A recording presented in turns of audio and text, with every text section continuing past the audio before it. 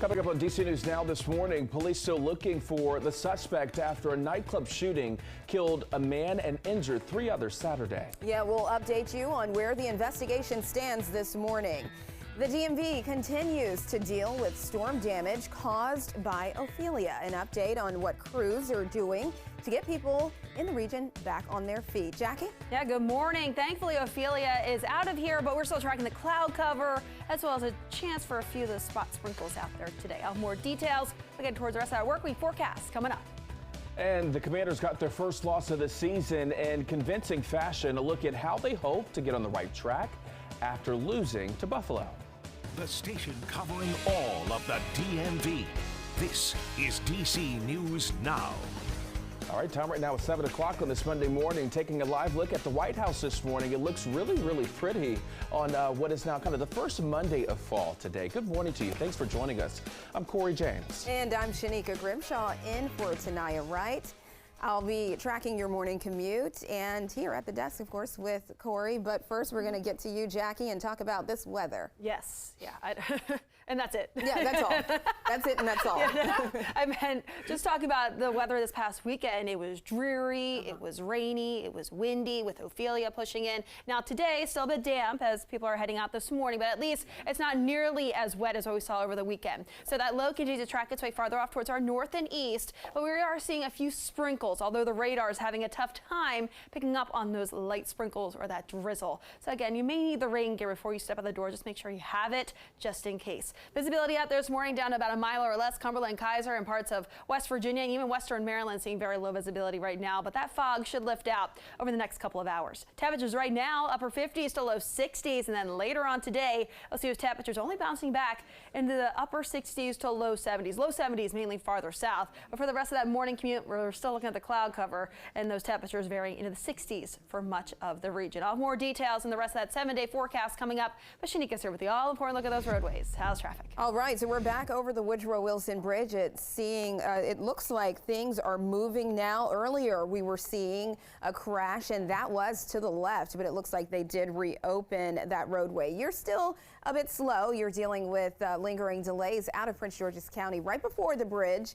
And again, earlier, that left side was blocked right over the Woodrow Wilson Bridge. Once you head into northern Virginia, most of it looks good, but we have the left side blocked in Leesburg, off of Leesburg Pike, heading east near Drainesville Road.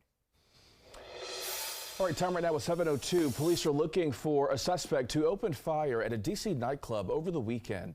31-year-old Blake Bozeman died in that shooting. Now, he played basketball at Morgan State University. It took place just before midnight at Crew Nightclub on 8th Street in Northwest. 3 other people were injured. So far, no word on their conditions. A $25,000 reward is being offered for any tips leading to an arrest. Rain from Tropical Storm Ophelia pounded the DMV over the weekend. Businesses and people across the region found ways to best wait out the storm. And on your screen, you can see the storm surge raising water levels in St. Mary's County, Maryland. Storm conditions there forced this year's county fair to be canceled. Meantime, in northern Virginia, strong winds and floodwaters hit Alexandria, causing shops to put sandbags at their doors. People across the region say they enjoyed the weekend despite the weather. Well, I think it's just really fun to embrace by nature because, we can't really change it. Getting out here, practicing, because we don't all have all day. Because, I have school and homework. So whenever I have time to finish my homework, I get to just come out here and have fun. The DMV is expecting more showers, and that's today. All right, the former Loudoun County superintendent accused of mishandling sex assault cases back in court for the first of 2 jury trials against him. Yeah, DC News Now's Liberty Zabala is live this morning in Leesburg with the preview of that hearing. Liberty, good morning. Good morning, Corey and Shanika. Well, Scott Ziegler is facing 3 charges against him, and this comes after his defense team tried to get all of those charges dismissed just last week, but that motion was denied. So let's break down for you the charges he's facing right now. Ziegler was indicted for false publication, penalizing an employee for a court appearance, and conflict of interest. This comes after Loudoun County Public Schools fired him back in December. The The firing came after a special grand jury report into 2 separate sexual assault cases involving the same student. The first happened in May of 2021 when a student sexually assaulted another student at Stonebridge High School. That student was then transferred to Broad Run High School, where he then sexually assaulted another student in October of 2021. Now, the report said that administrators could have stepped in several times, but failed at every juncture to do so. And this jury trial will take place today and tomorrow, the first against Scott Ziegler, and then he's set to face another trial on February 20th to 21st. For now, live here in Leesburg, Liberty Zabala, DC News Now. All right, Liberty, thank you. Time right now is 7:05. Starting today, free at-home COVID tests will be available again. Yeah, the White House announced it will provide $600 million in funding to make it happen. This is the 4th round of free tests being offered, and you can order yours online today. The link to order your test is on our website at dcnewsnow.com. Just search COVID test. Shipping is free and expected to start early next week. Each home will be allowed 4 test kits.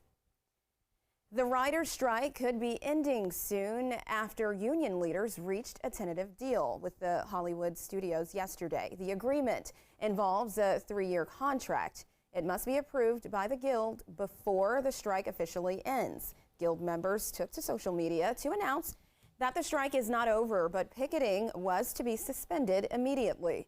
No deal has come for the Actors Guild, who began their strike shortly after the writers' strike.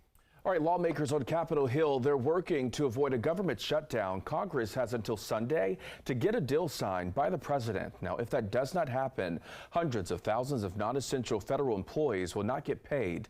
The last government shutdown happened in late 2018 under former President Donald Trump. It lasted 35 days. People we spoke with say they are hopeful, but they also say they're concerned. So I hope that they come up with a decision and come up with one real soon. Because people have mortgages, people have car notes, people have a lot of things they're responsible for. And some services will continue if a shutdown happens. That includes border protection, federal law enforcement, TSA, and air traffic control. But those employees would be required to work without pay. All right, cleanup for a freight train that derailed in Prince George's County is still underway. You can see multiple cars off the tracks. The derailment happened around 1:30 a.m. on Saturday. No fires or gas leaks were reported, but there was still a small fuel spill. It happened near Baltimore Avenue and Emerson Street, and that's in Hyattsville. Police say commuters can expect continued delays today, and they're advising alternate routes until further notice. They say no vehicles may pass the train crossing until the tracks and roadways are repaired. All right, heads up, Metro riders, some changes are coming for the transit service. Metro says the changes will improve safety, reliability, and customer experiences. Now in D.C., the changes will be made to the B2, H2, H4, S4, and S9 routes. Meantime, over in Maryland, the B21 and B22 routes will be changed. And in Virginia, new stops will be added to the 11Y route. Now, Metro also would like your feedback on potential bus route names. The survey is part of Metro's Better Bus initiative to improve rider experience and efficiency. You can find that survey on Metro's website until Thursday.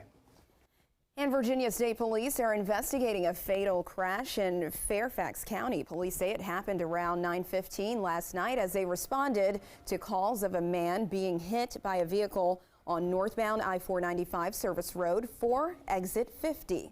That pedestrian died at the scene, and police are still working to confirm his identity.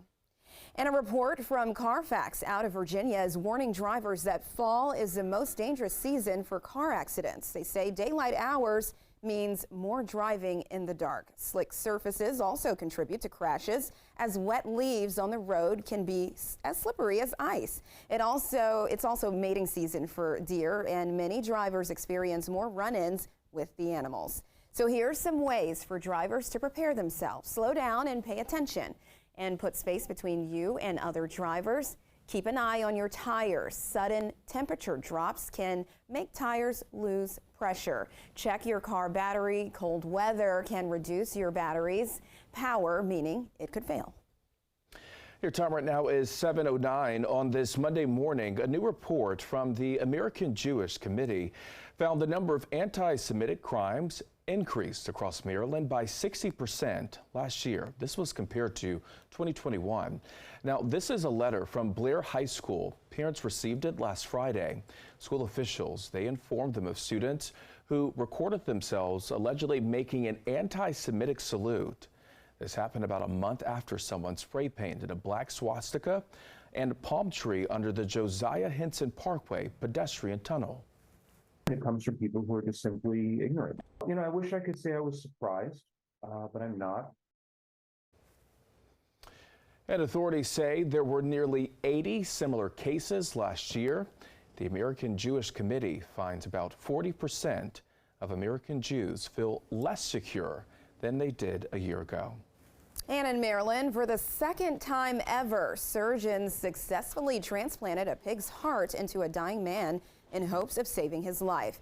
Navy veteran Lawrence Fawcett was dying from heart failure and wasn't eligible for a traditional heart transplant. The same team of surgeons performed the operation for the first time last year. That patient survived 2 months.